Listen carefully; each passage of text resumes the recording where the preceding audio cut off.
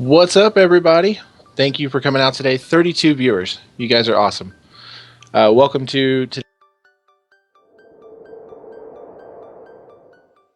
here on Twitch. I'm, of course, Fallen Frog. You guys are pretty familiar with me. I got a lot of familiar names in the chat. A lot of new names, too.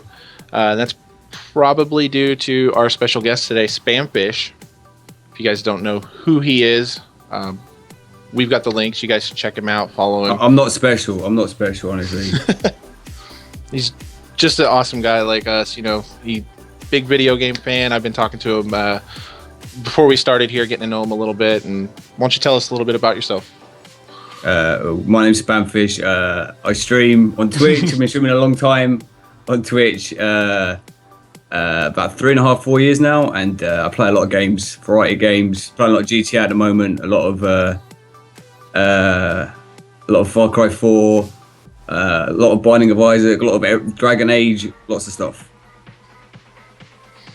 Right, GTA 5. Yeah, that's where It's I've been incredible. spending a lot of time. GTA 5 is so good. It's weird being put on the spot. Like, why don't you tell us about yourself? I play games. You know, Yeah, I play games. I talk about games. What do you want? Yeah. You know? So yeah, I play games on Twitch.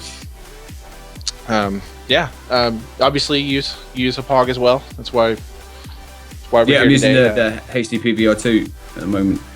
Sweet. That's what I used to. I actually got mine in view today for you guys. It's back here.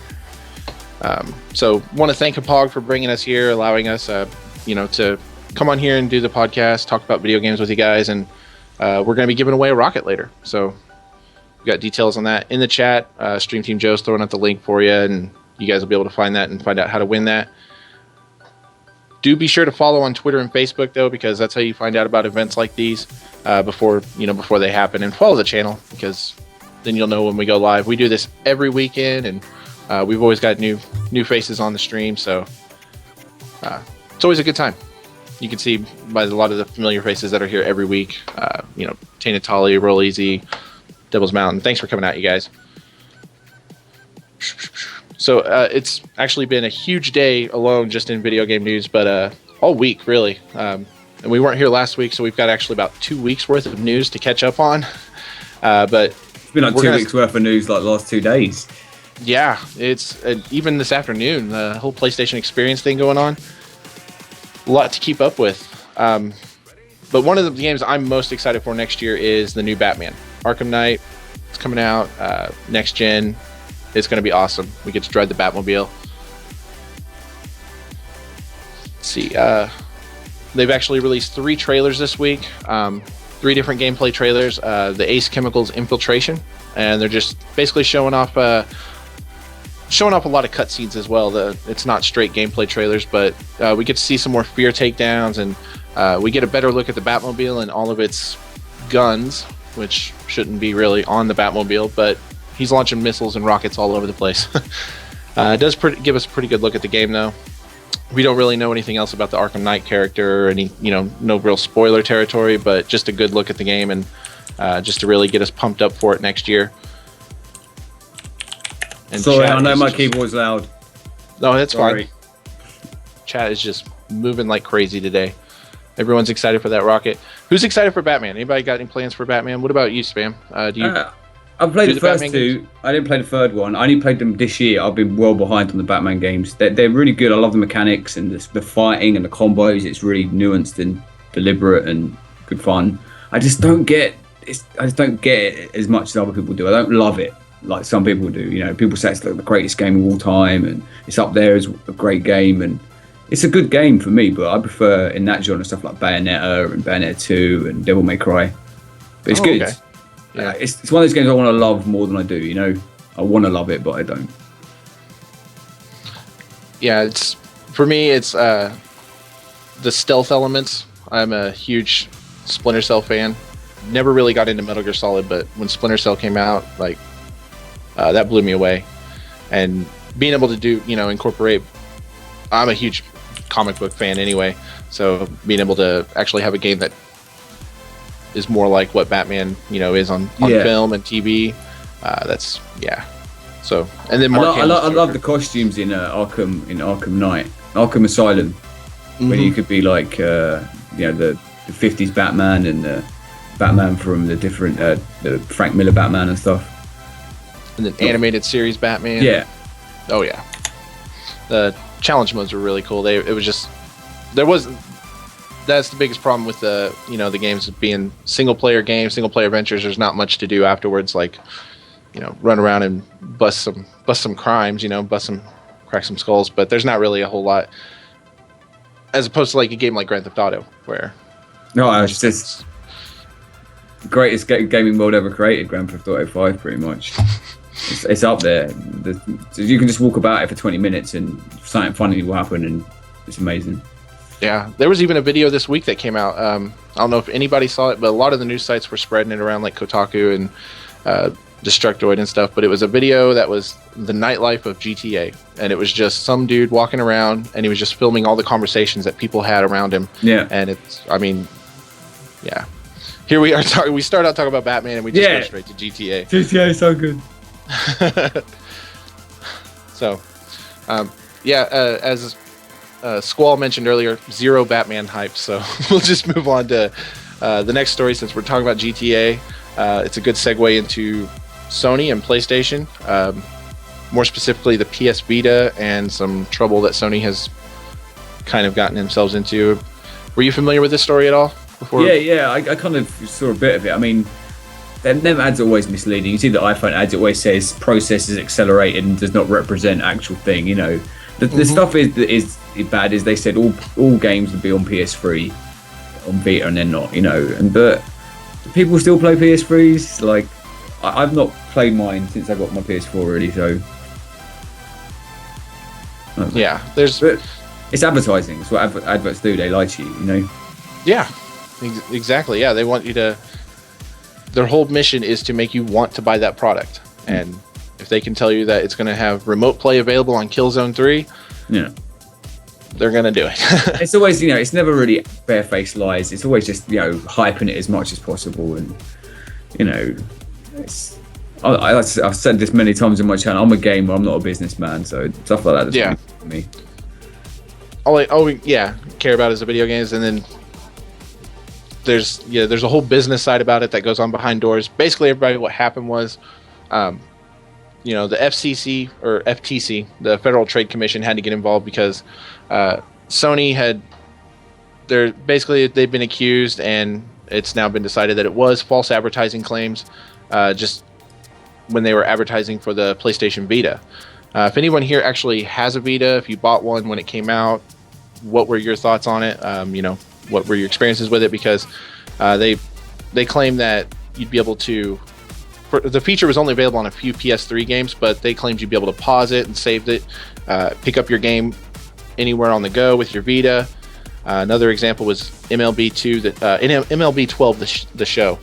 They said that you'd be able to save the game, pick it up, play on your Vita whenever you had to leave, but that feature was limited to being able to save only after the nine inning game was completed, which, that would be good for, if you're playing a season or something, but if you're just picking up to play a quick game and you need to leave, that's just a clever spin on it they do. But they also failed to inform consumers that using that feature, you actually had to buy both versions of the game. You'd have to have it for the PS3, you'd have to have it for PS Vita.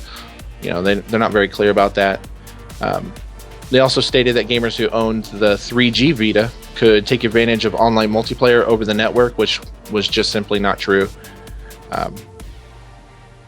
There was, and then remote play, like we mentioned earlier with, Killzone 3, they actually showed in the advertisement people being able to play that on remote play, and it wasn't even available. So they just basically they got themselves into some hot water for, putting the clever spin on the story, and then gamers got burned. They waited out in the cold, bought the Vita, not a whole lot of them apparently because of sales records, but it did happen. And they're actually giving away a few games now. If you ended up buying your Vita before June of early 2012 when it came out. Free games are always good. Yeah, that's the best way to win the gamers back over. I think we actually will be talking about that later with Assassin's Creed Unity. That's something that they recently had to do as well. So yeah, we got more people coming into the chat. So welcome everybody. Yeah, hey everyone! Like, there's so many people talking. Yeah, big up all the lurkers as well. So yeah, shout out to the lurkers. Shout out indeed. Obviously, Mario fans in the house. Spamfish is a huge Mario fan, so he's gonna lead us into the next topic if he doesn't mind about Smash Brothers. With the Smash Brothers, they did the promo. Well, that was it. GameSpot or someone did a promo for. I'm really bad at rotating facts, but you're fine. They lied about like the fact that it was some little girl pretending she was really good, and everyone got hype about it. And again, it's for me, it's just hype again. It's just what they do. They pretend, smoke and mirrors, advertising, filmmaking. I'm terrible at Smash though. Like, I never got into it before this year. I was always, for some reason, the whole one button attack system just seemed really rubbish to me. So I never got into it, but I've really got into this one. It's much. I've only played it a few hours, but it's really good. Yeah, a funny story about Smash Brothers. I was never particularly good at the game. My best strategy would be play as Kirby, swallow an enemy, and try to run off the edge. And hopefully I have more lives than my opponent, and I'd be able to, just use the stock against them. Kirby's the character I'm practicing with the most at the moment. I'm using the float in the air and smash down with like heaviness. That's my strat now, and it works. Rolly just asked, "Where's the do?" Everybody, so I always have do with me. A friend of mine, I won my first GameCube I ever got. I got in a match of Super Smash Brothers Melee. I was one of my friends who was taking it way too seriously. He was playing as Link. He was always really good with Link. I was using Kirby, and I had a broken hand at the time. I'm right-handed. My right hand was broken, and I completely annihilated him with Kirby, like straight up 7 games in a row. And he threw his controller down, and, he got upset, and he said, "Keep it," and he left. He walked out. And I waited till the end of the summer. I gave him his GameCube back. I think Twilight Princess came out or something else came out. He wanted to play it. I was like, "Here you go, bud." But that's my best Smash Brothers story. It's a pretty good story. Winning consoles like trading pink slips and cards. Yeah. Like, you win the game, you win the console. There's a whole subgenre of movies there, I think, from Fast and Furious. That would be a neat little feature if Nintendo worked that into the Amiibos. If they could get. Have you got any Amiibos? I've not got any yet. No, I haven't got any yet. I think we're going to be picking up Disney Infinity for the kids and getting into that one. So that'll be our first foray into the whole action figures gameplay mechanic. Big money market, that is. Big money. Yeah, that was a $1 trillion idea.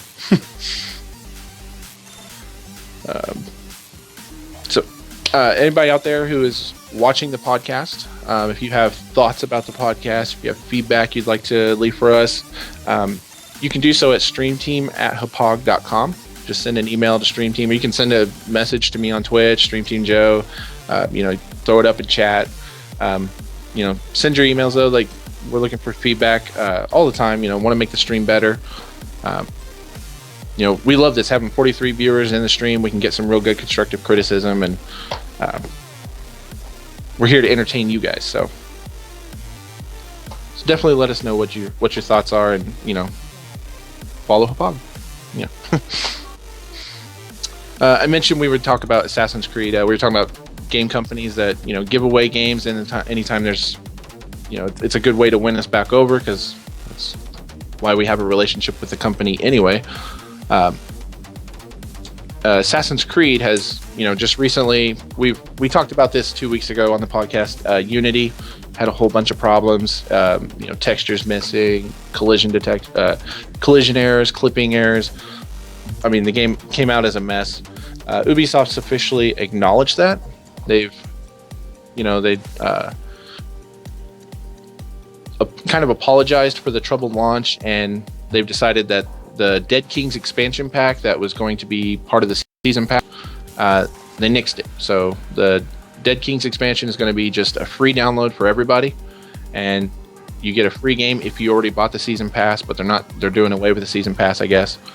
Of course, the game selection, that's the biggest problem. Anytime a developer gives away games, you're limited to the games that the developer has, so you can't just go out and get like, the newest Call of Duty or something. They've got The Crew, Far Cry 4 though, which I've heard great things. I still haven't played Far Cry 4. It's really good. It's really good. So that's you can ride elephants and smash stuff. And elephants, like, right? Honey badgers and elephants. Buy it. It's awesome. So that'd probably be the one everybody most likely be picking up. Far Cry 4 and The Crew, because those are the newest games. But you could also pick up Watch Dogs or Assassin's Creed Black Flag, Rayman Legends, or Just Dance 2015 as well. Rayman Legends is really, really good. Really good. That's what I've heard too. Yeah, really beautiful art style, really good mechanics, loads of challenges and modes. Awesome. I really recommend that game. Okay. And you're like, everybody who has ever touched Rayman Legends has put their seal of approval on it. It's that good. It's that good. If you like platforming games, you will love it. You'll love it. Okay. That's not the only bit of Assassin's Creed news we have for you guys, though. They've also, just this week announced that they confirmed the next entry in the series is going to take place in Victorian London, and it is already in the works for next-gen consoles. That's all we know about that one so far. New character. It'll be a new character. But this was the most interesting piece of Assassin's Creed news that's come out recently. They're releasing a line of toys to get kids into the franchise, which is, I have kids who do play games, and we play a lot of Minecraft or the Lego games. I don't sit them down with Assassin's Creed, although I did have my 4-year-old son on the stream playing GTA with me the other day. I think, I'm not a parent, so I've got 100% different perspective to you, obviously, but I played with G.I. Joes and Action Force, and Thundercats is quite violent, and He-Man as a kid. I think it's about, individual cases, individual parents. For some kids, Assassin's Creed toys won't be great. For some kids, they'll get it as a toy. Obviously it's a bit. Let's get them into the franchise early. Let's get their sales hooks in. But kids love toys. Toys are cool. Yeah. And Mega Bloks, like, I have 2 boxes full of Halo Mega Bloks figures up there. Yeah, exactly. Just because they're so cool. Like, Ubisoft actually did say they were trying to capture the children's market with these. The benefit would be they can... Toys like Mega Bloks are, they're suitable for kids age 10 and up, so they have that whole market, whereas the games are 17 and up, so they can't even go in the store and buy the games. But I don't know. I mean, I don't... It's just a bit cynical. It's a bit... Yeah. It's a bit, come on. I mean, it's like, what are you trying to do, Ubisoft? Yeah. We know what you're trying to do. Yeah. It's like when Camel Cigarettes had Joe Campbell as their mascot, Yeah. Now you've got like a funny little Imaginext character of Ezio who's got a hidden blade. Yeah, I had a sword when I was like 5, and I didn't grow up. And again, maybe I grow up a bit crazy. I don't know. Maybe I'm a bad example. But yeah, it's it's just toys. Kids are smarter than most people allow, and I think if in the right atmosphere and with the right upbringing, the right parents, different people for different kids. But then again, I'm not a parent, so. And Dominature, Dominant. I mispronounce some words left and right all day, but this is why gaming gets a bad rate, because M-rated games developers are targeting children. They really are. They want those kids to grow up and become Assassin's Creed players. Hopefully, Ubisoft gets their act together and they actually still have a franchise by the time those kids grow up and can purchase the games. But maybe they need to quit focusing so much more on what the next game will be, and dipping into the toy market. Like, once you ship a successful product this year, i.e. Unity, that's where their priorities need to lie. That's my biggest problem with the whole story is, in the midst of, wrapped around new Assassin's Creed toys, and we got the new game next year, it's all within that sandwich is, oh yeah, the last game was, we dropped the ball, and here's some free stuff to make up for it. Thanks for your pre-order. Yeah, but Black Flag was really good. I really enjoyed Black Flag, and they're producing these games year in and year out, one game a year, and there's different studios working on them. I'm quite forgiving of most issues with games. The game's supposed to be quite fun when it doesn't break, and from what I've read, I've not played it. Most people have had a good experience playing it. It's just these few people have had really bad issues. But people just like to so rabid these days to grab onto an issue. Oh, Assassin's Creed. Oh, Ubisoft are horrible. It's just a business trying to make money. Yeah, it's like it's just a business. If you like the game, that's all I care about. I do not get drawn into the business side. Because that will just drive you insane. Getting caught up on chat here, and you guys are talking about GTA in the chat. Playing GTA.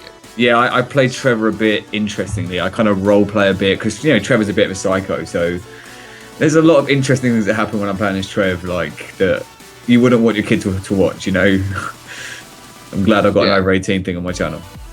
Or mature content.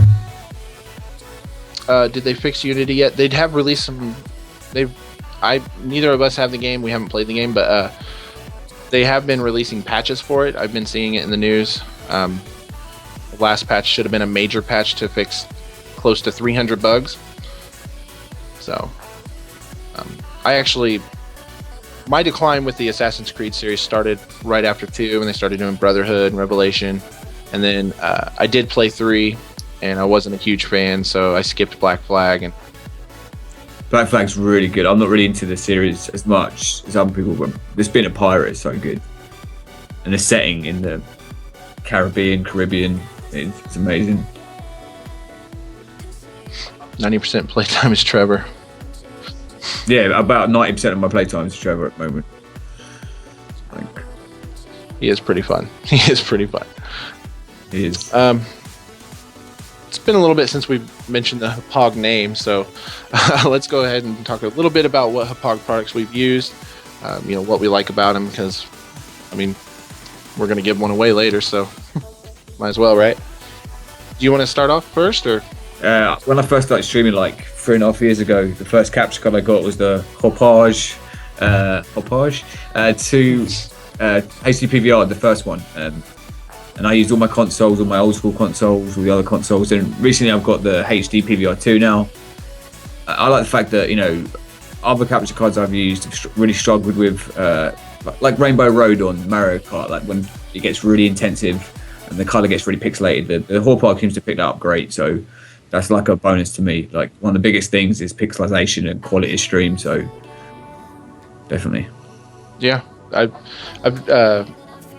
I've seen that in other people's videos too, like YouTube videos. Sometimes you'll see a lot of stuff starts happening on screen and it does, pixelate, especially in the corners, and then get the frame rate drops. But yeah, this, as I showed you guys earlier, this is, I was holding it up. That's my PBR2. It's hooked up all the time and it keeps up. Keeps up with all the action that is, being recorded that gets sent through it. This is also the Rocket, which we got one of these up for grabs. It's just like a portable PBR2. I love this device because, if I move the Xbox into the living room and I want to play games with the kids, play some Minecraft with Annabelle, and I can take my work with me. I can record all that, save all that footage, take it to a buddy's house. So the portability is the best thing. But this thing's a beast too. It's just like this, just like the PBR2, it keeps up. So if you have, Grand Theft Auto, you got explosions going on, you're fighting the cops, and, cars, you just got the train reaction going, it's going to capture all that footage. We don't need to tell you guys that it works. You guys are all here, you're watching the podcast, and 53 viewers, you guys are awesome. Let's see, yep, you guys agree. Hauppauge's awesome. Face cam support is Joe mentioned that. That's the newest update for Hauppauge Capture. Which, if you guys, if you bought a PBR a year ago or 2 years ago, you might still be using ArcSoft or whatever came with it, or found an alternative. Hauppauge Capture is free to download on Hauppauge's website. It allows you to put your face cam into the video, record. You don't have to worry about syncing anything up. Your gameplay is synced up with your webcam. All your audio syncs up. You can add delays manually if you want to in there. But basically the best thing is, you get your commentary recorded, you're recording your gameplay. You don't have to spend a lot of time dicking around getting it to sync up when you're editing it later. It's all done for you, all within the program that you're already using that's built for your device. So do check that out. There's the link. Joe, thank you. Deuces says buy it. If he's talking about a PBR, yeah, definitely get yourself one of those. I bought my PBR2 a year ago, actually back in November of last year, and I've said it a million times, I'll say it a million more times. Best thing I've ever done.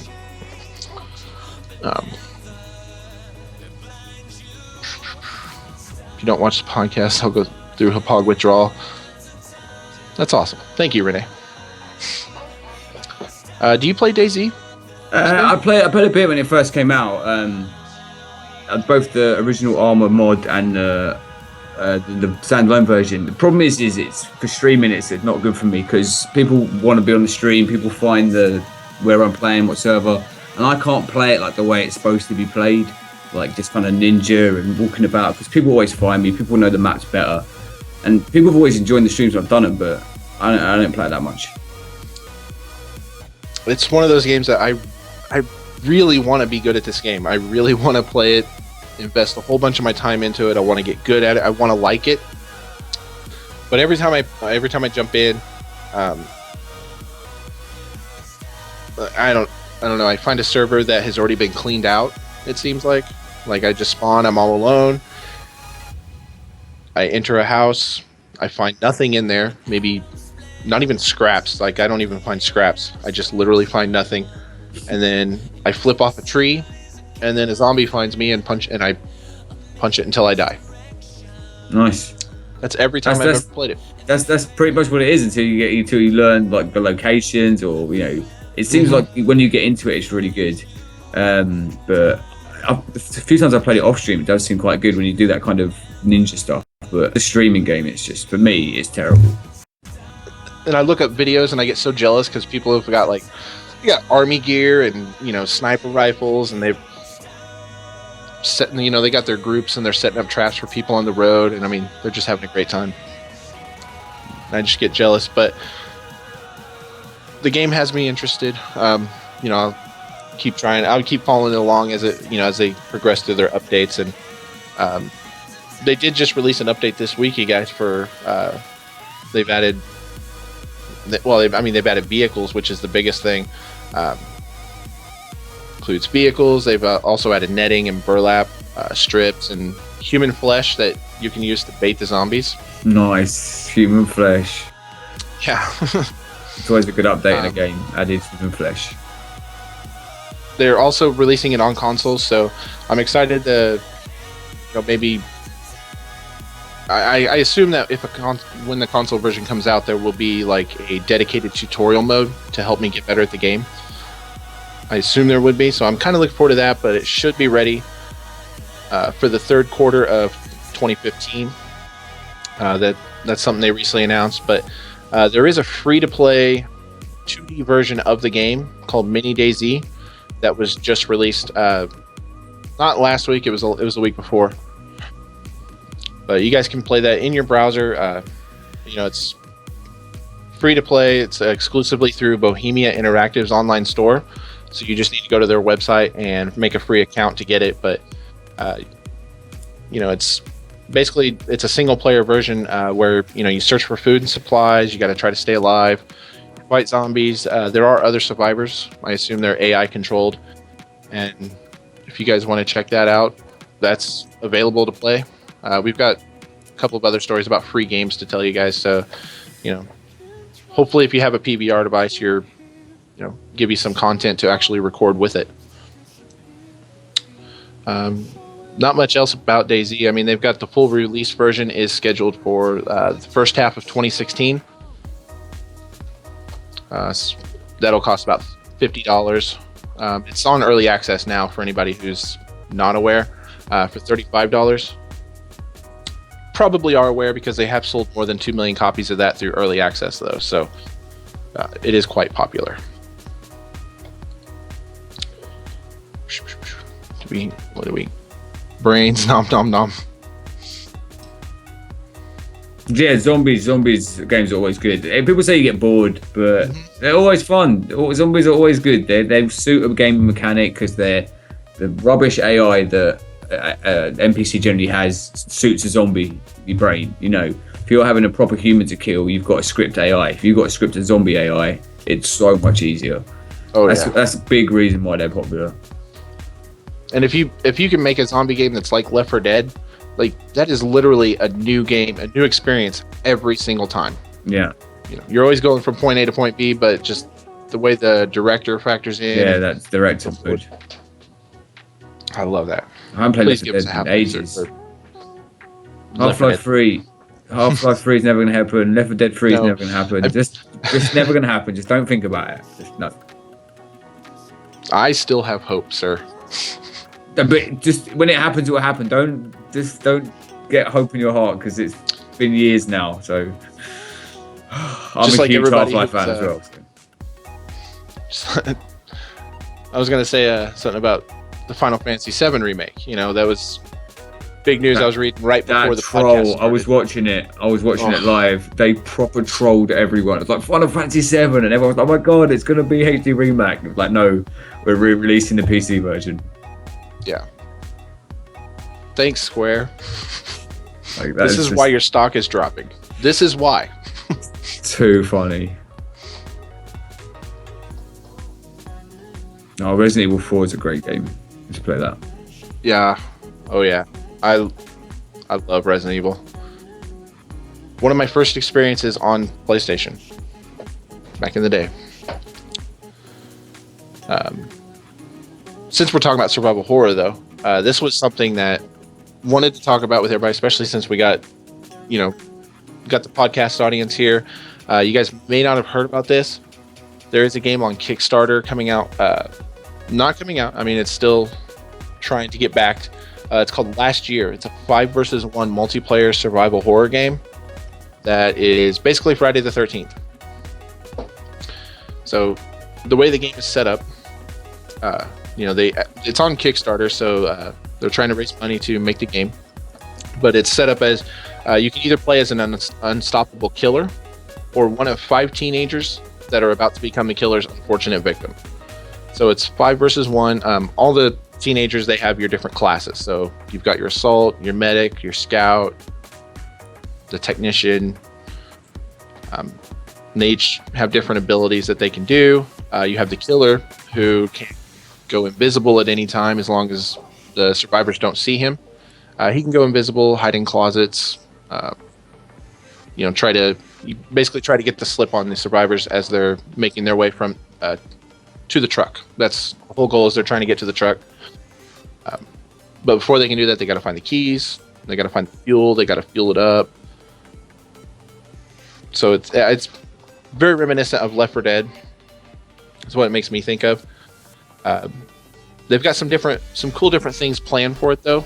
The survivors, if they can reach a phone and call the police, they can get police backup. This is helpful if one of the players does die.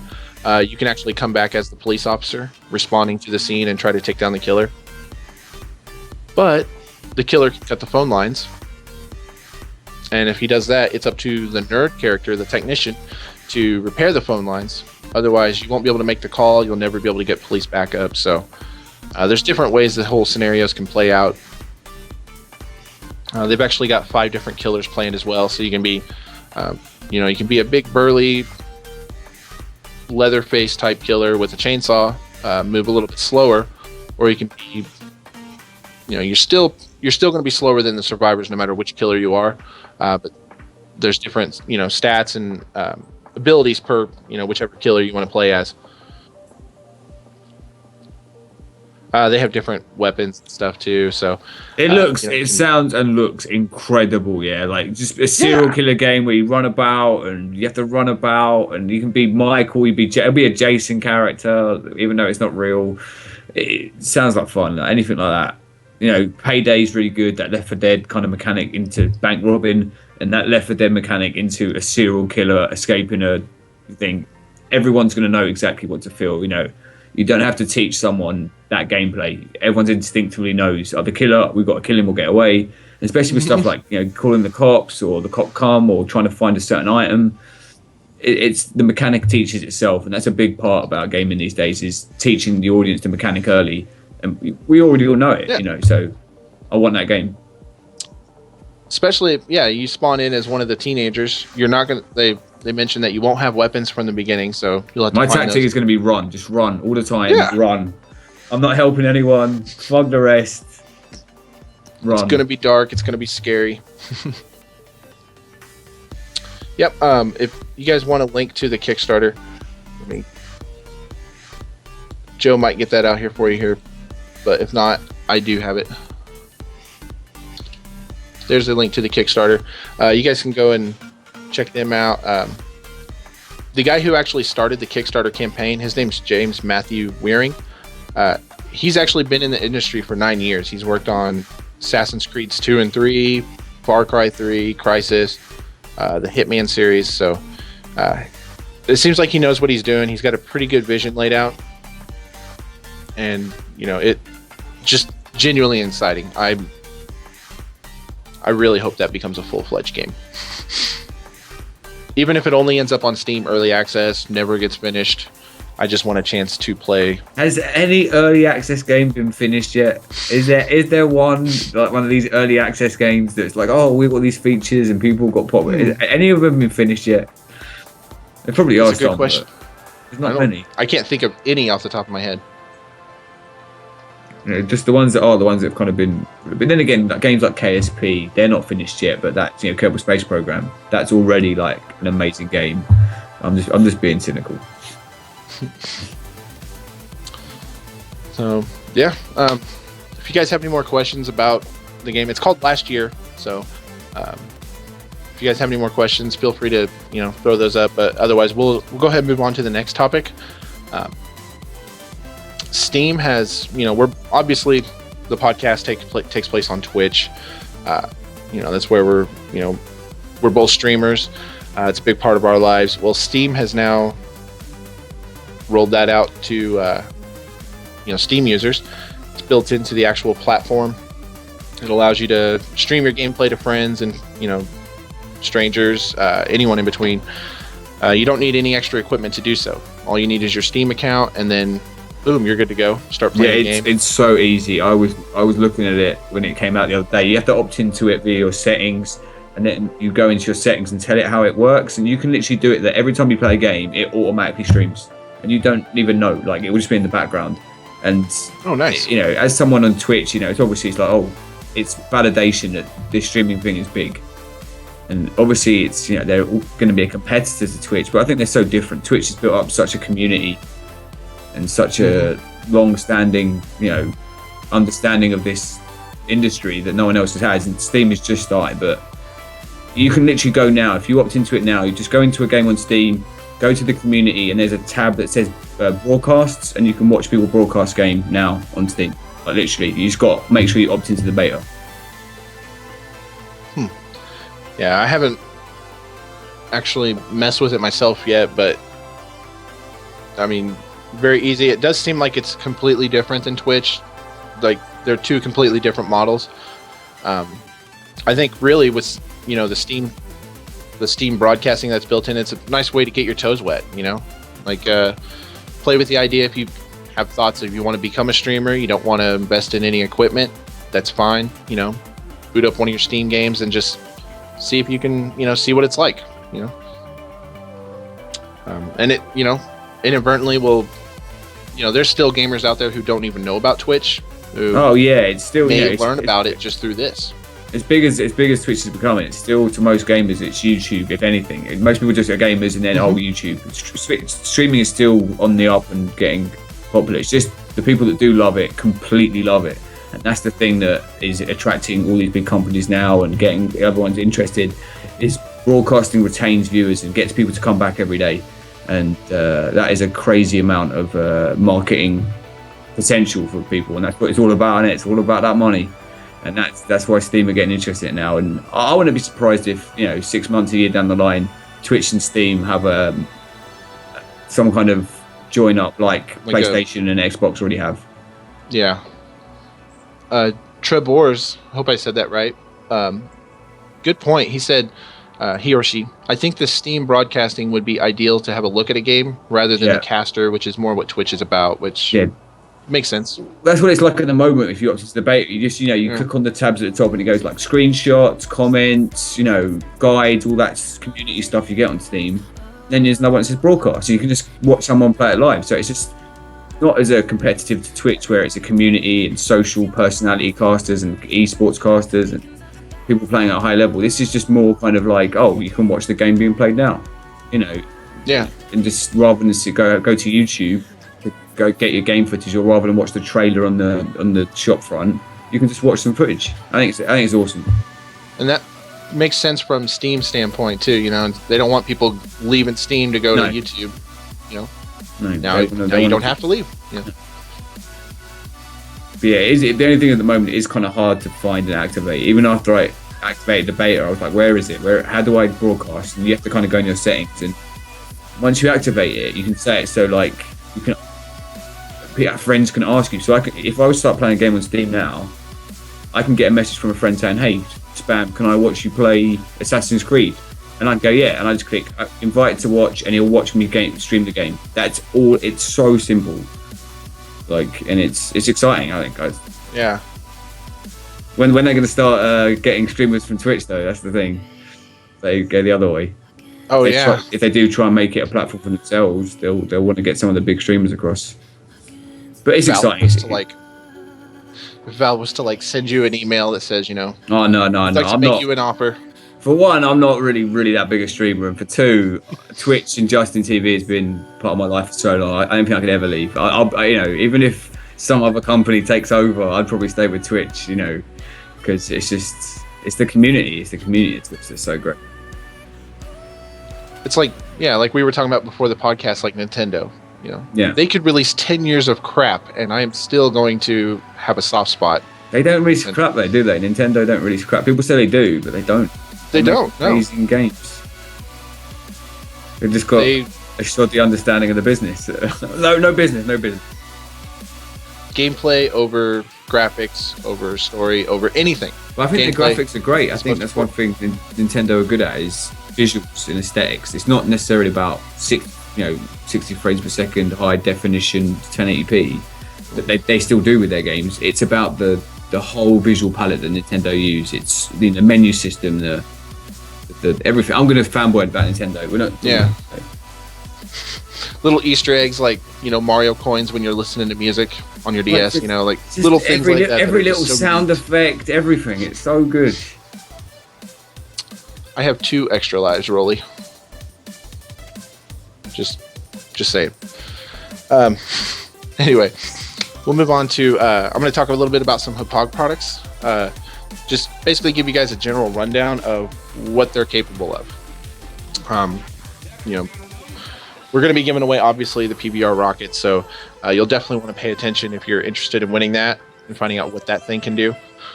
But starting with the PBR2 Gaming Edition, which is this bad boy right here. That's what me and Spamfish both use when we stream our console gameplay. It goes right out of the HDMI port. So, straight from my Xbox, goes right into the PBR, and then the PBR sends it via HDMI right to my computer. It can run 1080p. It's good on PC, Mac, it doesn't matter. You can record your game chat, so, I frequently do a lot of recordings of, playing Grand Theft Auto, generally have a party going, and we record all of that because it's a lot better to hear the conversation. It's not one-sided, so you can do that.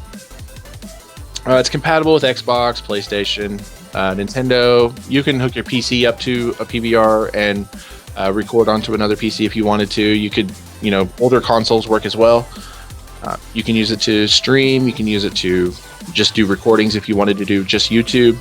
I mean, really, the sky's the limit. You basically get all of your raw gameplay footage recorded, and it's like a blank sheet of paper from there. You can do whatever you want with it. If you want to put that into, you want to make a music video, you want to make tutorials, guides, walkthroughs, whatever, commentaries, let's plays, you're going to need a capture device to do all of that.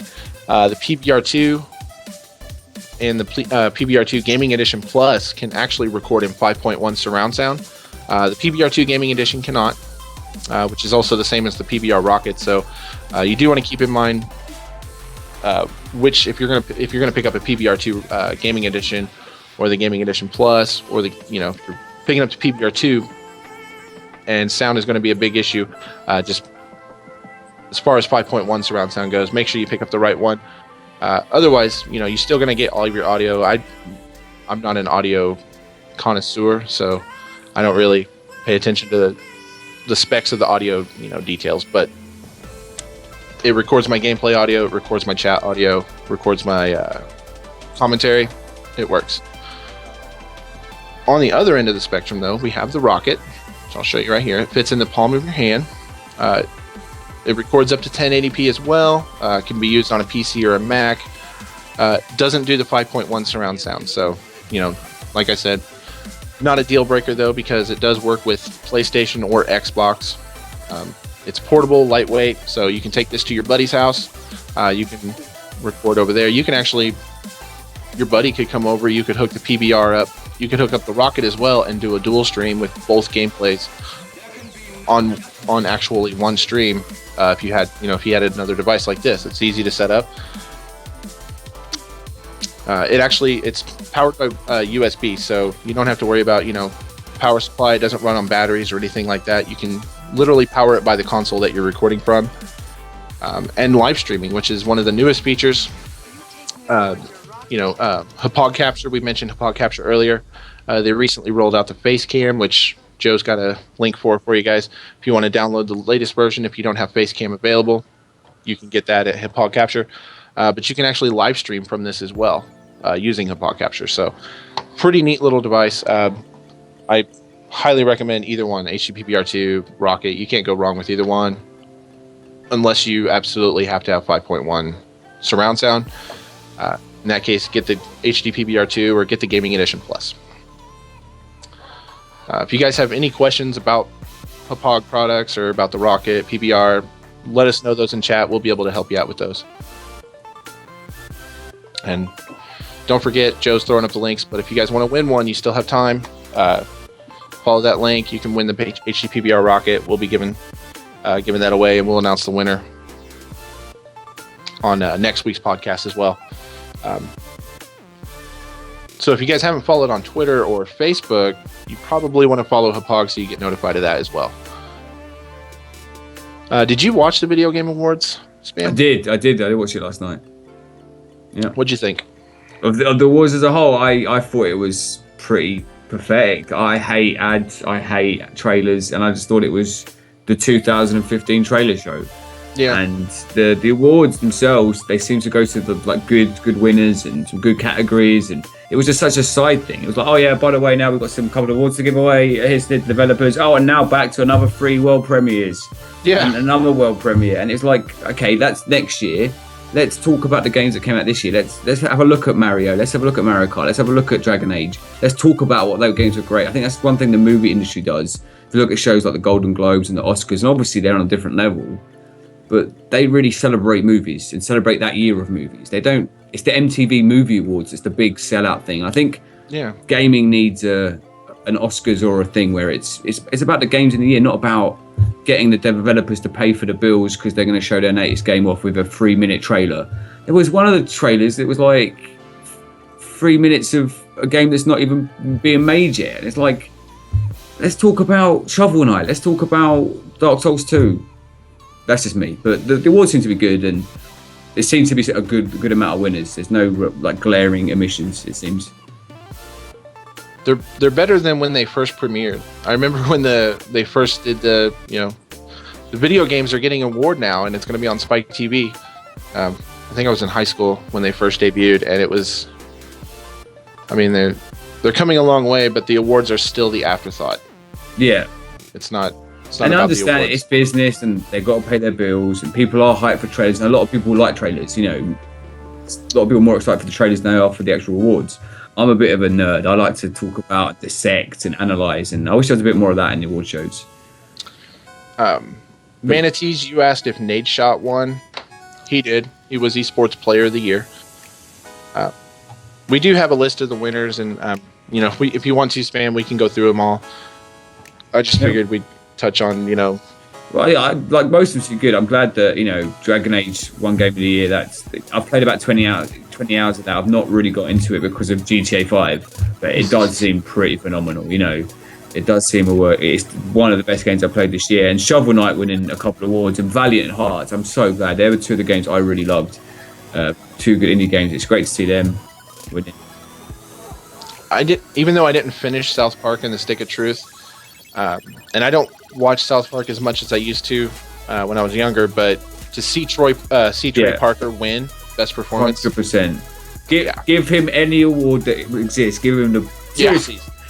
South Park is good enough that it could win like the Pulitzer Prize. It could win the Nobel Peace Prize. Him and Matt Stone have nailed culture in a way that very few artists ever had. And I think the genius of South Park only come through in like 10 to 20 years when they look back and just realize just how on point and how funny these two guys are. I'm total fans. Give them any award, all the awards. Give them all to Trey Parker. Best role-playing game went to Dragon Age, like you said. I have not played that, but I can. People won't shut up about Dragon Age, so I believe it. It is. I wasn't into the first two. Like, I didn't really like the combat, and I thought it was quite corridory and not much free roam for a role-playing game. It's just so much to it. It's so good. It's a really proper RPG.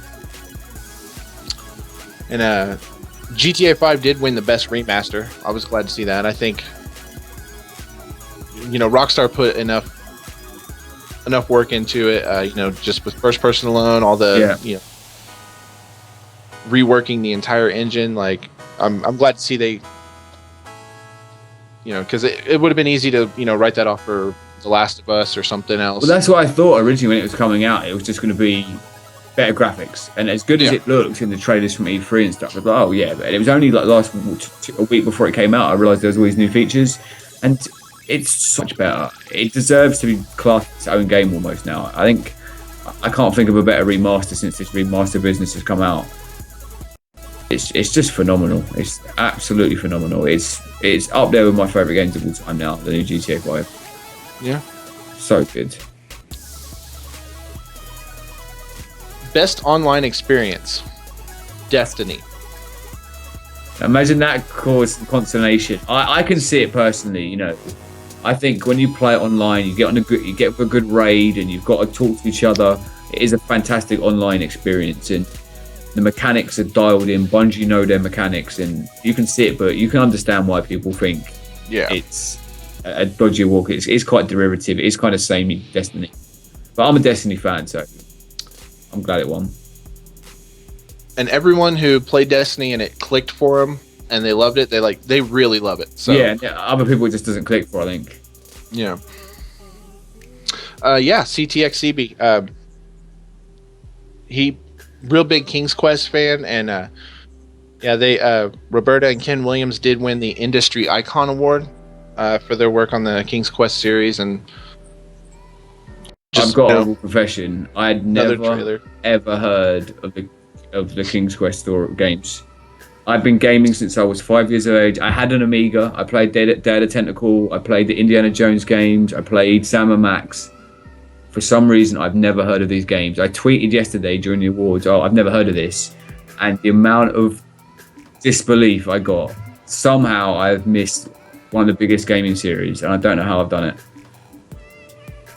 I'm looking into it now, and it seems good, and I'm going to try and get into it, but it's the first thing I've completely missed in gaming since 1986 or whatever.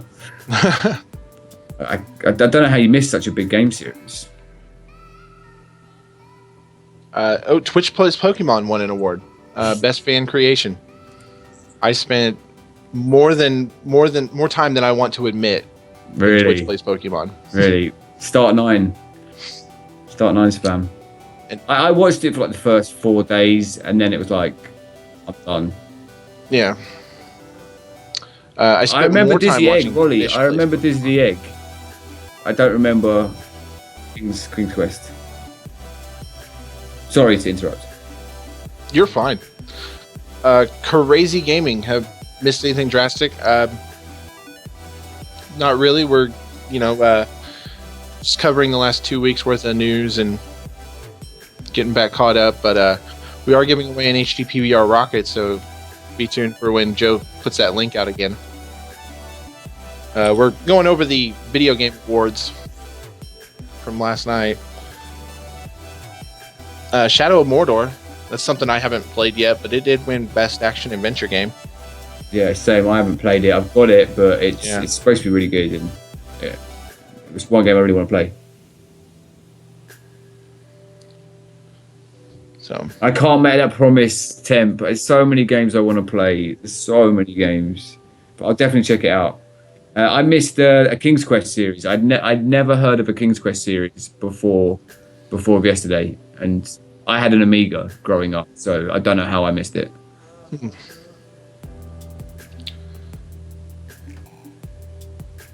And then, everybody's talking about the Twitch. It was Pokemon. It was a great culture thing. It gave Twitch a lot of exposure. It shows, it's a social experiment. It was crazy, but how many viewers does it get now? It was very much a hype thing, for 2-3 weeks, and then it's kind of went away. And then but it shows just how you can create your own content on Twitch. You don't have to do what everyone else is doing. You can literally define your own process.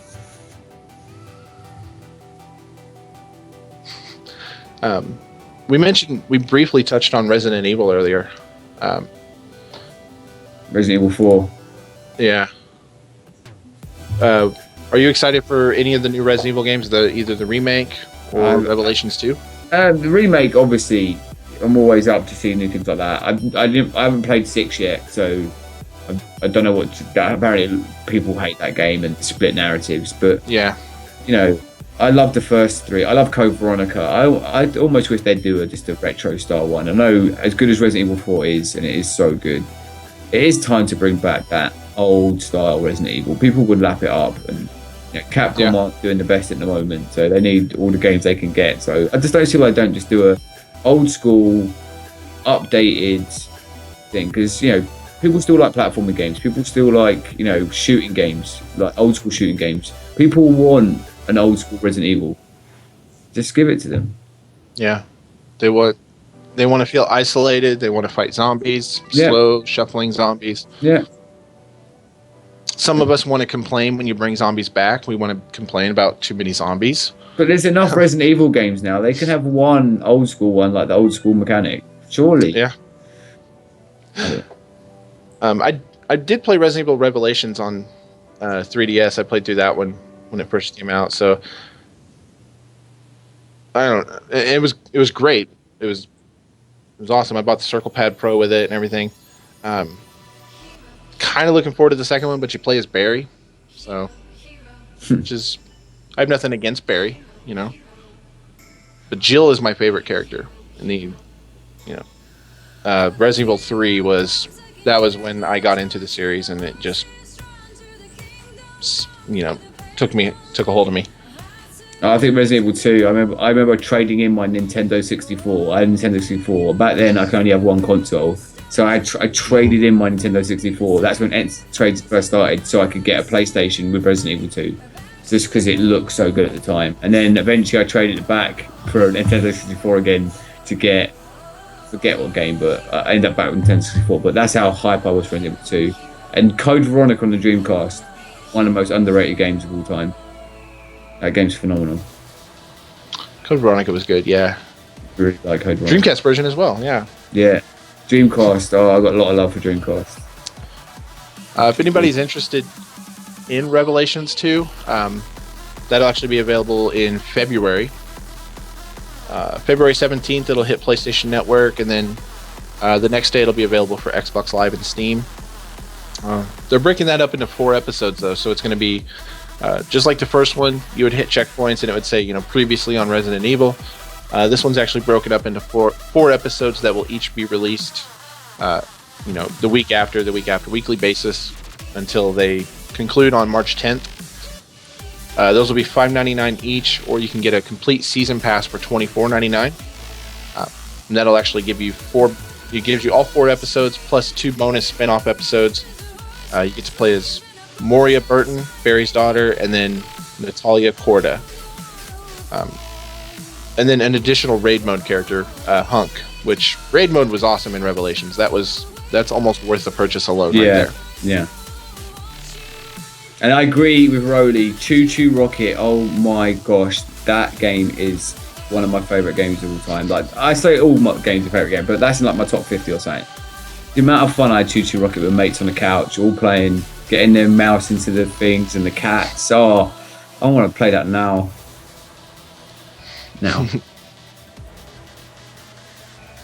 Choo Choo Rocket. That's a name of a game I haven't heard. You haven't heard it. A lot of people. It was. Oh, you heard of it. You had heard of it though. But yeah, it's been a long time since you heard it. Oh yeah. No, I guess a lot of people won't have heard of it. It's one of the greatest puzzle games of all time. I'm not even joking. The greatest multiplayer puzzle game of all time, pretty much. I can't think of anything better. Maybe. What is a good multiplayer puzzle game? I would go on a limb and say Rock Band. Rock Band? Yeah, Rock Band. Is that a puzzle game? Kind it's kind of like, you got to solve the fret note thing. Maybe, yeah. I've always thought of Rock Band as like one of the best co-op multiplayer games ever. Oh yeah, definitely, yeah. I had a lot of fun when I first bought Rock Band. I was living, back at uni with like 3-4 mates, and we used to come back drunk at like 2 a.m, put on Rock Band, and our neighbours hated us, but it was a lot of fun. Yeah. We did mention the Resident Evil remake as well. It's the remake of Resident Evil 1. Just finish that off. That will be released early next year as well, you guys, on January 20th for PC, PlayStation 4, PlayStation 3, Xbox One, Xbox 360. It's coming out on pretty much everything for $19.99. Interesting. I haven't seen any footage of it, but hopefully it does look good. It's like the 4th time they've ever released it, but it's worth it. Cause it's such a symbolic game, just dripping with nostalgia. Yeah, and it'll sell, and hopefully we'll get a new Resident Evil game with zombies. I don't know. Capcom is, what I've read, Capcom's in big trouble. So we'll see what happens. But there'll be DLC, and if they could release DLC for the old games, they would. That's the way Capcom's at the moment. Yeah, but it's a they'll shame. Put both of them together for $40 in the ultra high def mega edition.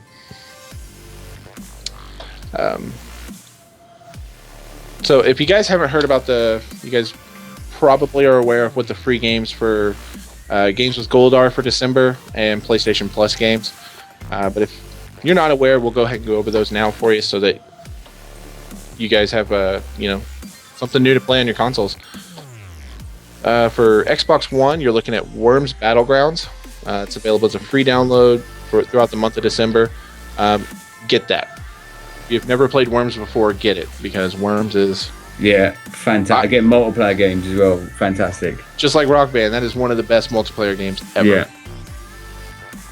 Especially if you wait until about 3 o'clock in the morning and you've been playing it and you're tired, you need to go to bed, but nobody wants to quit. Just one more round. Exploding sheep hype as well. Great. Is it the exploding sheep, the ninja weapon thing? Yep. Oh my god, super sheep. And the grapple, I've never been able to master that grapple rope in Worms. That's one thing you've either got or you haven't. Some people can use the grapple rope in Worms, some people can't. I can use it in the 2D versions. In Worms 3D, they They changed the mechanics of it a little bit, so it's. Oh, I can't imagine how difficult that must be. Ugh. But in Worms 2D, I can Spider-Man my way across a cave. So you're one of them skillful people that like use it Yep. for minutes at a time. I'm like one of the people that fires it once and then struggles to get it up that one platform. I'm one of them in Worms. Oh, And then if you have like one little piece of land and it throws off your pole. Oh yeah. Oh, it's such. I want to play Worms now. Just talking about it. I know, right? Yeah. If you're on 360, Xbox 360, you guys can get a free copy of The Raven: Legacy of the Master Thief. And have not played this game. I don't know a thing about it, but it's free. And then 16th through the 31st, you're looking at EA's SSX Reboot, the snowboarding game. Definitely want to check that out. I've not played that yet, and I love the old SSX, so definitely going to get that. Yep. That'll be a good one. That's probably the one everyone's counting down to this month. On the other side, though, if you guys are on the PlayStation side, for PlayStation 4, you can get Injustice: Gods Among Us right now, or Secret Ponchos. If you're on PlayStation 3, you can get the Hitman HD trilogy. Highly recommend that. I used to love Hitman. Oh yeah. Because Hitman 2 comes in that, and that's the first Hitman game I ever played on original Xbox, Silent Assassin. Nice. That is some good stealth gameplay right there. Oh yes, it's really good missions as well, especially for the time. You know, it's a game that's aged really well, but at the time that was like groundbreaking. I remember playing it, like just how in depth and moving the bodies and having that ragdoll effect. That was one of the first games series to really use ragdoll effects in the mechanics. I remember that. Mm-hmm. Awesome stuff. Hiding bodies and using costumes. Like, yeah. I mean, it's kind of the last one got a lot of hate, Absolution, but I enjoyed that as well. It's a bit more like all games these days, a bit more, round down for the modern mass market, but it's still a great game. Yep.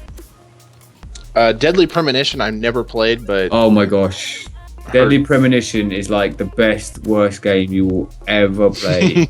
It is amazing. The mechanics are terrible.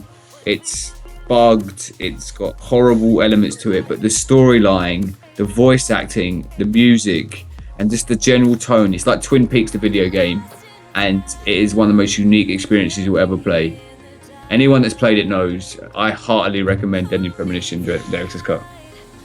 Okay. But it's weird and it's bad, but beautiful at the same time.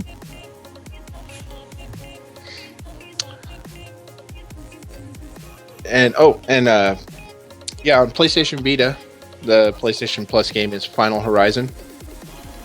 And then Titan Attacks is available on all three, so it's a cross-buy game. But is that Salt Sparta? Hope I pronounced that right, one of the times at least. You're correct. Plants vs. Zombies Garden Warfare is free on PlayStation 4 right now. Yeah. As well as Mirror's Edge for PlayStation 3 or Need for Speed on the PlayStation Vita. And that's just this weekend because of the PlayStation Experience. Like, there's 3 free games. Anyone can get them. You don't need to be on PlayStation Plus. If you just got any of them systems, you can get that game for free, or all free for free. Yep, free today games. And tomorrow. So jump on it while you can. Yeah, get it quick. And then once you download it, it'll be on your account, and you can re-download it at any other time. Yeah. So. Yeah, because I've had PlayStation Plus since day one. I only bought my Vita last year. When I bought my Vita, I already had like 38 games from my Vita ready to go, like all the good games as well. PlayStation Plus, too good a deal. Yep, I don't have the Xbox One yet, but I still queue up the games for gold through Xbox.com every month, just so I have. So you have them. Yeah. And I'll have Worms available. Nice. When it comes time. So we do want to do a Q&A session today. We do that, every single time. We finish off the stream. We let you guys ask your questions. If you have any questions for me or questions for Spamfish, go ahead and ask those now. If you have any questions about Hauppauge, streaming in general. That was something I wanted to ask Spam. For anybody who doesn't know, you're obviously, you're just a regular guy, like you said, but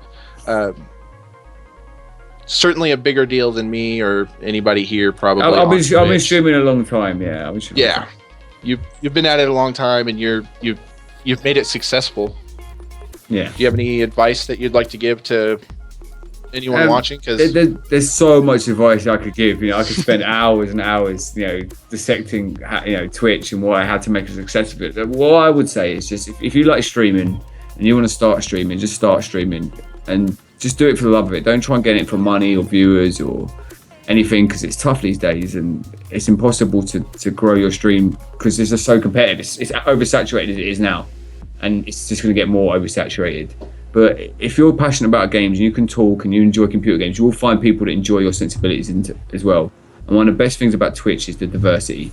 About there is something that exactly suits the games you love, the personalities you love, and the way it likes to be played. So someone will find your stream. Just stream as much as possible at the same time as possible on the same day and as long as possible.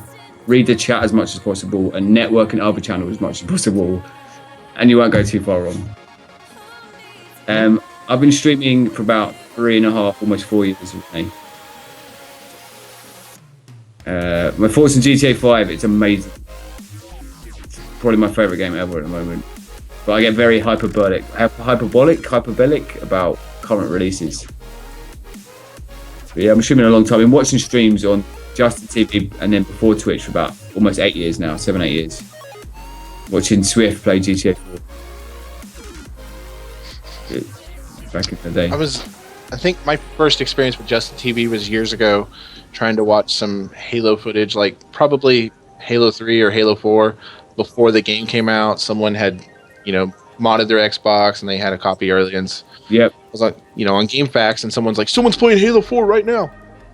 Signed up for Justin TV, and that was awesome. I think my first experience with Twitch was... I think a lot of people come like that. A lot of people come to see pre-release footage. I came to see pre-release footage of GTA 4. I saw a link on a website. Someone's got Grand Theft Auto 4 already. You can watch it live now. And it was this social media site. And I was hooked from day one. But yeah, I think a lot of people come in for League of Legends, for esports tournaments, and for pre-release footage of games. And then they tend to stay once they see the amount of cool casters and the amount of stuff you've got. I upload at 3.2 megabytes per second, but my upload's about 15 spot. If I can name 5 people to follow that I've learned from, who would they be? Or to both of us? Well, I'd say Swift, Man vs. Game, Lethal Frag. Tough, so many. The great GQ probably. Just a really friendly, awesome guy that just does it for the love of it. I think that's a great guy to look at. He's not tried to make it, he probably could if he really wanted to. He's someone that could make it a career, I think, but I love him. And there's so many others I could put that I really learned from. It's probably King Foom as well. But there's so many I could, but those first 3, Swift, Man vs. Game and Lethal Frag, taught me so much about making it a job. And it's a whole other side to it, trying to make it a career. And that's something I'm still trying to learn, but what they taught me is it's literally about the amount of hours you put in. Like, if you've got personality and you love games and all that, it doesn't matter. It's about working hard and about putting the hours in. So I recommend all 5 of those casters. What about yourself? Well, both of us. Hauppauge Gaming. Hauppauge Gaming was actually my first introduction into Twitch altogether, through Facebook contest they did back in March, and then I follow a few streamers who have made their way into my channel. Some of the big, DJ Hacks 1, he plays a lot of GTA 5, and I watch him. What am I? Is that 4? I don't know. I would say follow Spamfish again, unfollow, and then follow again. For number 5. Your chat is crazy. I've been in your stream a couple of times just this week alone too. It does get busy. Yeah, some of those big streams, but it's cool because with your stream, since I have dual monitor setup, I know I'm not gonna be able to talk to you in the chat. I'm not there to chat, so I can go full screen with it. Yeah, I think a lot of people do that. That's the one thing that's sad about the growth of my channel is that for years I could talk to everyone, and that's one thing I try and pride myself on is my interaction with the chat. Especially when I'm casting, on my own, just sitting there, and I want to read every comment. I want to say that to everyone, but it goes too fast these days, and I think a lot of people do prefer the smaller communities where you feel more part of it. So there's always that balance. Swift is amazing, Joe.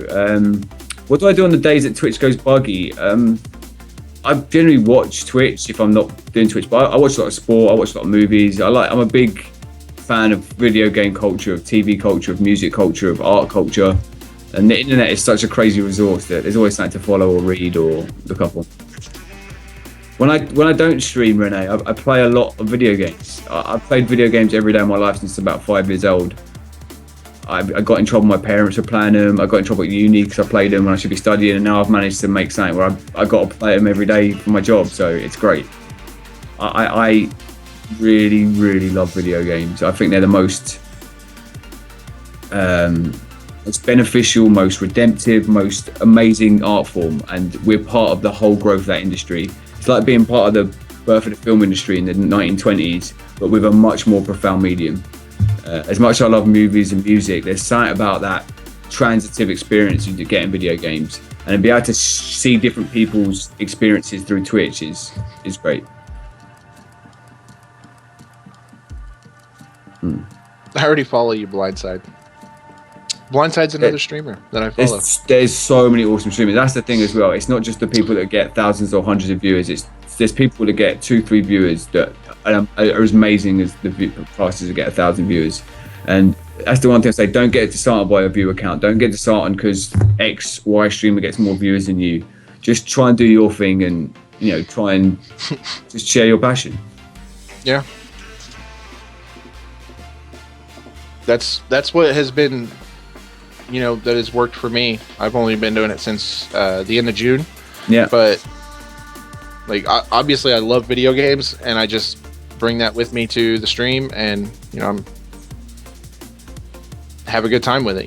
Yeah, and people pick up on that. People pick up on passion and positivity. You don't have to fake it. You don't have to be, hi, welcome to the stream. We're playing video games today. What video games do you like? Just be yourself. People, even if you're not a big, I'm quite a loudmouth, talkative guy, and that definitely helps being a streamer. If you've got a certain type of personality, that big, talkative, verbal diarrhea type of person, that's going to suit streaming more than if you're a kind of quiet, nuanced, more subtle person. But I watch streamers that have got all types of personalities, and that's the great thing is, it doesn't matter what personality you've got. Be yourself, share the passion for the games you love, and you will find a community.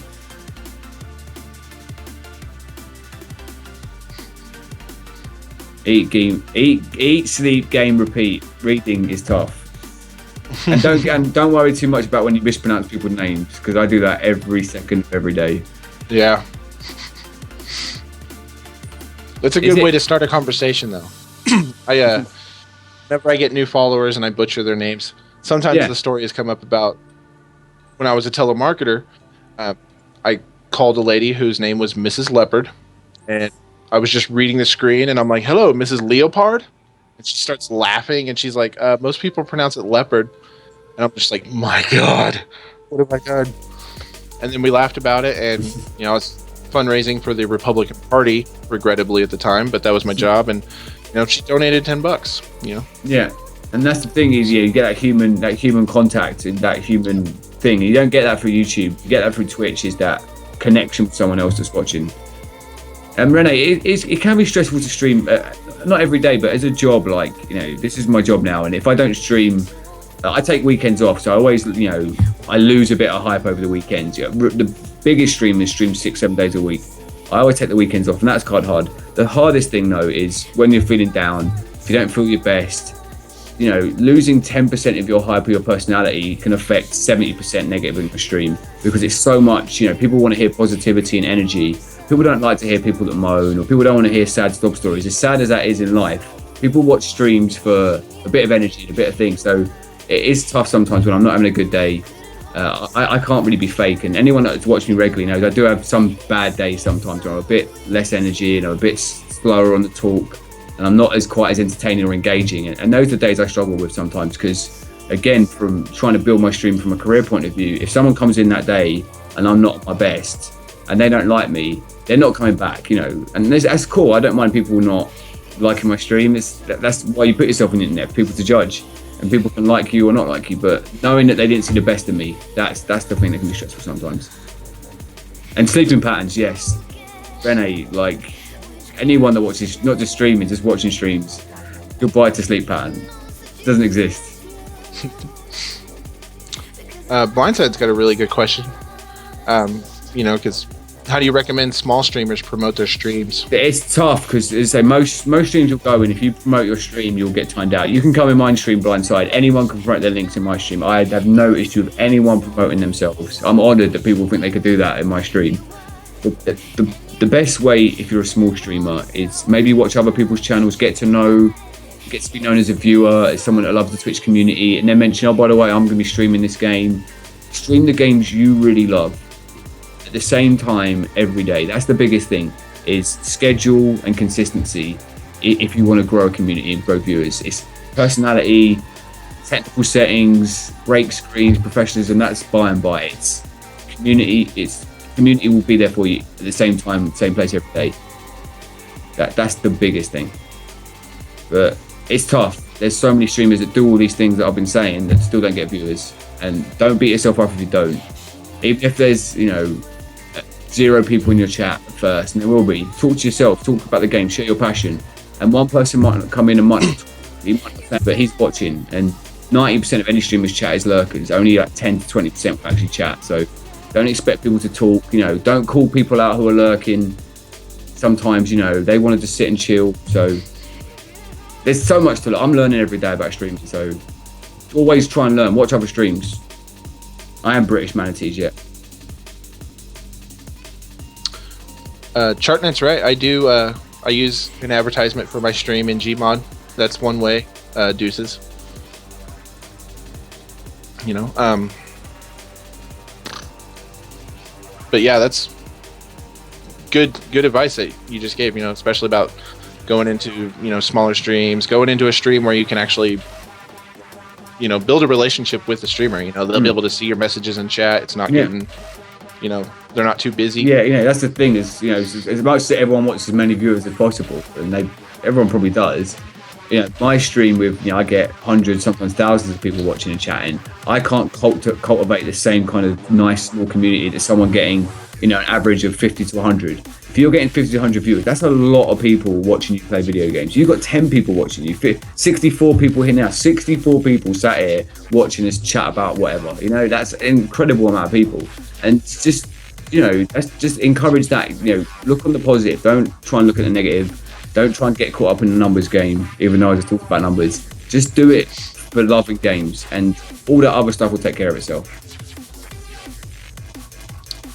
I'd recommend a desktop mic on its games reviews. If I use a headset mic, I'm a bit of a nose breather, so I go all the time into it.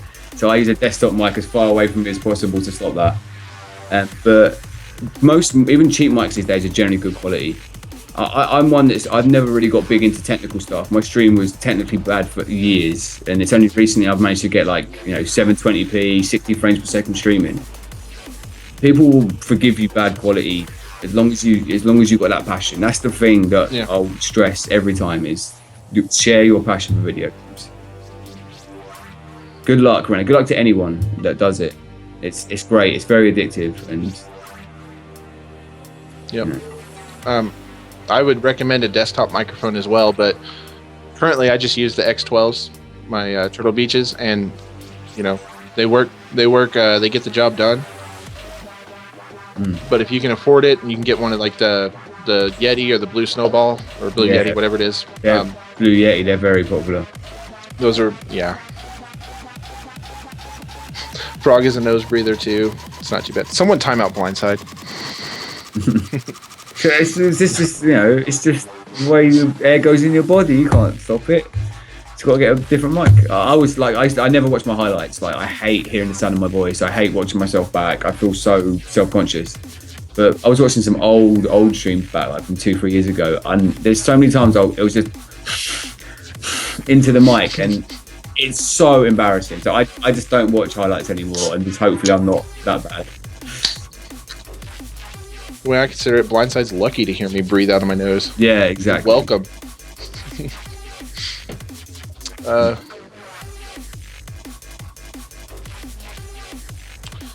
So, yeah, if you guys have any more questions, go ahead and throw those up. We do need to go ahead and, start wrapping this up. Want to thank, obviously, Hauppauge.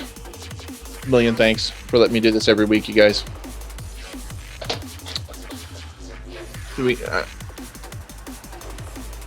Oh, yeah. Grolic says, you got someone, you're watching them play, and they just, it is awkward. They just sit there and... Yeah, just the thing, try and talk, even if you've got no viewers, just talk to yourself, like, oh, I'm playing this game now, I'm jumping over this box, what's that box doing there? Oh, there's a guy coming over here, I'm going to shoot him in the face. Just talk. People want to hear someone talk. Lots of people just want a radio in the background from a stream. They don't even want to watch the stream. They just want to hear your voice, so just talk.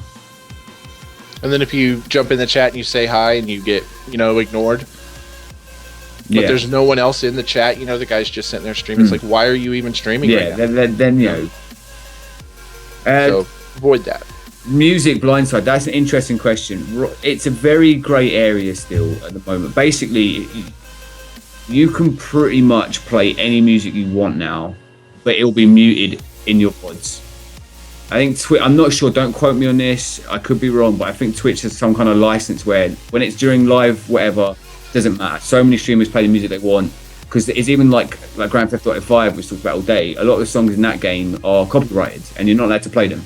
So Twitch will mute those songs in thing. But I don't have any issue playing that soundtrack when I'm streaming GTA live. So I think you're pretty much safe to play what you want. But if you want to be safe, there is a list of music. There's lots of websites. If you Google Twitch, copyright-free music, a lot of people have set up playlists now where music that has been given the rights and will not get their VODs muted, because a lot of people like the highlight system. I don't really care about the highlight system. I let my VODs get muted and deleted these days. I don't even save them. But I'm pretty sure you should be okay just to play what you want, just so you don't worry about VODs. That's how I am too. Joe said, like the Monster Cat Media, they've got the license, they won't get muted. Sorry. Oh yeah. I do the same thing though. I don't really worry too much about the past broadcasts. Even though every time I play GTA, I get in a car, I always turn off my radio. It's just... Really? First thing I do is check the pop station and the rock station to see what classics are playing, and then I kind of go scroll through. I should listen to them. Like, there's hundreds of new songs that have been added, and I haven't even listened to them. It's so good. The GTA 5 soundtrack was really a bit disappointing, I thought. With the added music, it's one of the greatest game soundtracks of all time. They've added so many good songs. And one of the great things about the GTA radio stations is the presenters. I can't even speak English. The presenters, like you got Pam Grier and all these famous people, and Iggy Pop I think was on the last one, but they'll give you updates about what's happened in the world. Say you've just done a job, they'll talk about that job on the news and the connotations that have happened because of that. There'll be references to the cool culture that exists in GTA. I love the radio stations. It adds so much to the tapestry. Pronunciation. I'd say we're a big fan of remastered games. Yeah. Just because we both spent the entire podcast talking about GTA 5. I think if it's done well, it's worth it. I bought San Andreas on PS2, Xbox 360, PC, and none of them were remastered. They were just the same version of the same game. And I bought it 4 times. So if you're going to re-release a game and make it even better graphics, I'm going to buy it. It's a game I like. I have no issues with remastered games. Make more of them. Super Mario Sunshine, Wave Race, Blue Storm, please, on Wii U. Thank you. Yeah, I'm same boat. Remaster a game I like a million times over, I'll keep buying it just so I can keep playing it on whatever device I carry in my pocket at that time, Yep.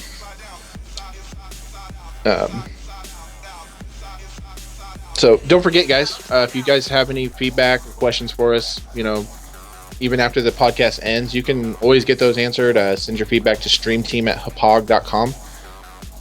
If you have interest in, if you have any questions about setting up your PBRs or your rocket, or, if you're getting into streaming yourself or anything, you can send those questions there as well. I do want to thank Joe as well. Yeah, Joe for sorting it all out behind the scenes. Beat me to it. Oh damn! I didn't mean to do that. Sorry. I just wanted to make sure. I'm just so. Joe's helped me a lot as well with all the issues that I've had because I'm an idiot that doesn't know how to use stuff, and he's been so helpful in making my streams better. So big ups to Joe. Yeah. Joe's helped me become the Minecraft player I am today, which is still not a very good one, but I kind of know how to use redstone now to open a door. So thanks, Joe. Wow, I've been playing Minecraft since it came out. I still don't know how. I know how redstone works, obviously, but I still don't know. I still don't know. I know, but I don't. We didn't get asked about the Wii U. Oh. I'm looking to Captain Toad's Treasure Tracker because it's not out in the UK till January. I'm looking forward to Zelda, obviously. I don't know what else. Star Fox. Well, I'm a bit worried about Star Fox. You have to use the gamepad. I don't like the gamepad. I like the Pro Controller, so I don't like. But if they use it well, it could be good. I just want a new wave race for Pilot Wings so badly. Like I can't tell you how much I want a new wave race. But I miss my Wii U. I did have one and I sold it. Oh. You'll get it so again I want to eventually. play Smash Brothers and Mario Kart 8. Mario Kart 8. The Toad game. And Hyrule Warriors. Oh my god, I want Hyrule Warriors so bad. So many games, there's too many. There's too many games out right now, yeah. There is. I've never known a 2 to 3 weeks like it, like the last 2 to 3 weeks. The amount of big games that just hit one after the other. And people were disappointed because a lot of them had issues. But I think there's been so many good games this year. Like, crazily so. But yeah, thanks everyone for watching as well. And, Yep. Thanks to you for hosting, making me feel welcome. Oh, thanks for coming on, man. No problem. Don't forget, everybody, to follow Hauppauge on Facebook and Twitter. You guys will be able to find out the results of who won the giveaway for the rocket. Don't forget to enter to win the rocket. And then once you've got yourself a rocket and you can start streaming, you can start recording, you might find yourself in one of the chairs here and hosting the podcast. Like us, right? Yeah, you never know. Both of us just started just playing games on the internet randomly, and who knows? A year ago, I walked into Best Buy with the intention of buying a PVR.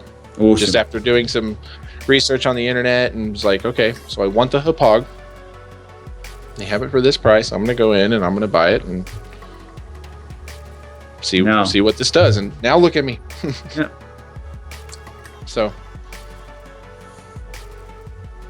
Oh, no problem, Tainted. Thanks, everybody, for coming out here and hanging out with us today and making this one of the most epic podcasts I've been able to be a part of.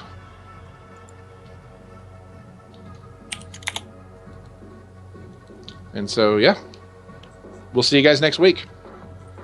Yeah, thanks for watching, everyone. Thank you.